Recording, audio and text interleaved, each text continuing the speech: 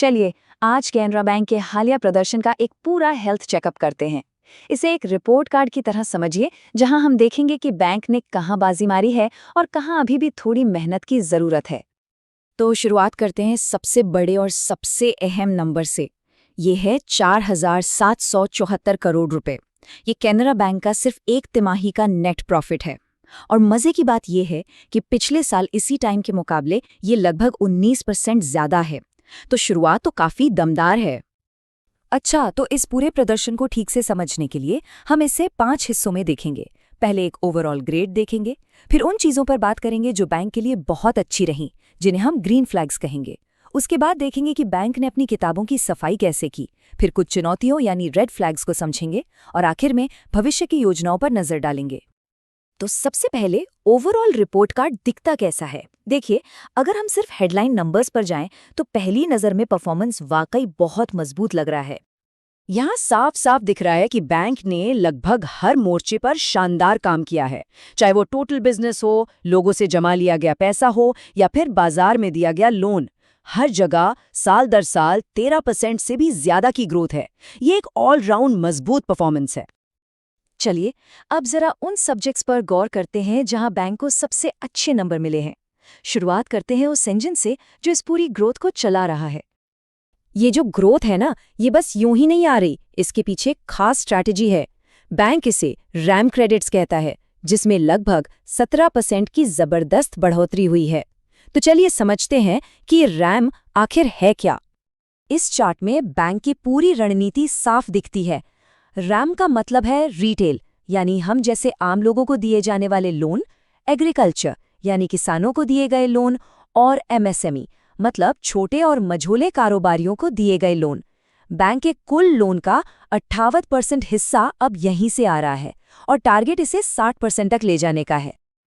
अगला सब्जेक्ट जिसमें बैंक ने बहुत अच्छा स्कोर किया है वो है एसेट क्वालिटी। बैंकरों की भाषा में इसका मतलब है अपने खराब लोन्स की सफाई करना। इसे समझने के लिए पहले एक टर्म जान लेते हैं, एनपीए यानी नॉन परफॉर्मिंग एसेट। सीधी भाषा में कहें तो ये एक बैड लोन है, मतलब ऐसा कर्ज जिसका पैसा वापस नहीं आ रहा है। और कैनरा बैंक ने इस मामले में कमाल का काम किया है। देखें, एक साल पहले जहां बैंक के 3.73% लोन खराब थे, वो अब घटकर सिर्फ 2.35% रह गए हैं। ये बहुत बड़ा और बहुत पॉजिटिव सुधार है। ये नंबर भी बहुत जरूरी है। 93.59% ये है बैंक का प्रोविजन कवरेज रेशियो या पीसीआर।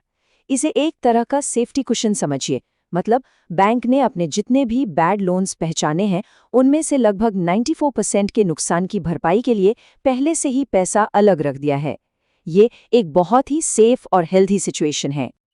लेकिन जैसा हर रिपोर्ट कार्ड में होता है, सब कुछ परफेक्ट नहीं होता। अब उन एरियाज पर आते हैं जहां थोड़ी चिंता की बात है, यानी वो रेड फ्लैग्स जहां सुधार की गुंजाइश है। पहली चुनौती है नेट इंटरेस्ट मार्जिन, जिसे शॉर्ट में निम कहते हैं। बहुत ही आसान भाषा में ये बैंक का प्रॉफिट मार्जिन है, मतलब लोन पर कितना ब्याज कमाया और डिपॉजिट पे कितना ब्याज दिया, उसके बीच का अंतर। और यहीं पर एक छोटी सी चिंता दिखती है। बैंक का ये जो प्रॉफिट मार्जिन है वो लगातार कम हो रहा है। वजह यह है कि जब ब्याज दरें घटती हैं तो बैंक को अपने लोन पर ब्याज तुरंत कम करना पड़ता है, लेकिन लोगों के डिपॉजिट पर तो उसे महीनों तक पुराना ज्यादा ब्याज देना पड़ता है। इससे कमाई और खर्च के बीच का फासला कम हो जाता है। दूसरी चुनौती जुड़ी है कैसा डिपॉजिट से। कैसा मतलब करंट अकाउंट और सेविंग्स अकाउंट का पैसा। ये किसी भी बैंक के लिए फंड का सबसे सस्ता सोर्स होता है, क्योंकि इस पर बहुत कम ब्याज देना पड़ता है।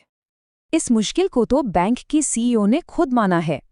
उनका कहना है कि जब पूरा बैंक ही 14% की तेज रफ्तार से बढ़ रहा है, तो उसी रफ्तार से ये सस्ता वाला कासा डिपॉजिट लाना एक बड़ा चैलेंज बन जाता है। और अगर ऐसा ना हो तो बैंक के लिए पैसों की लागत बढ़ जाती है। तो ठीक है, चुनौतियां अपनी जगह हैं, पर इनसे निपटने और अच्छे ग्रेड्स बनाए रखने के लिए बैंक का आगे का प्लान क्या है? आगे की रणनीति बिल्कुल साफ है। पहला, रैम सेगमेंट पर फोकस और बढ़ाना है। दूसरा, 2 कंपनियों में अपनी हिस्सेदारी बेचकर एक बड़ा वन टाइम प्रॉफिट कमाना है। तीसरा, नए-नए डिजिटल प्रोडक्ट्स लाकर और ग्राहक जोड़ने हैं। और इन सब के दम पर सीईओ को पूरा भरोसा है कि वो इस साल 20,000 करोड़ के प्रॉफिट का आंकड़ा पार कर लेंगे। ये टेबल आप समझिए एक तरह से पूरी कहानी को समेट देती है। बैंक ने ग्रोथ और बैड लोन्स को कंट्रोल करने जैसे मामलों में अपने साल भर के टारगेट को आधे साल में ही पार कर लिया है। लेकिन हाँ, जिन दो चुनौतियों की हमने बात की, यानी CASA रेशियो और निम, उनमें ये अभी भी अपने लक्ष्य से थोड़ा सा पीछे है। तो कुल मिलाकर के केनरा बैंक का रिपोर्ट कार्ड कैसा रहा? ग्रोथ और एनपीए मैनेजमेंट के सब्जेक्ट में तो इसे A+ ग्रेड मिला है, इसमें कोई शक नहीं। लेकिन असली परीक्षा अब शुरू होगी। सबसे बड़ा सवाल यही है कि क्या बैंक तेज ग्रोथ की रफ्तार और घटते मुनाफे के दबाव के बीच एक सही संतुलन बना पाएगा? इसका जवाब ही आने वाले समय में इसकी सफलता की कहानी लिखेगा।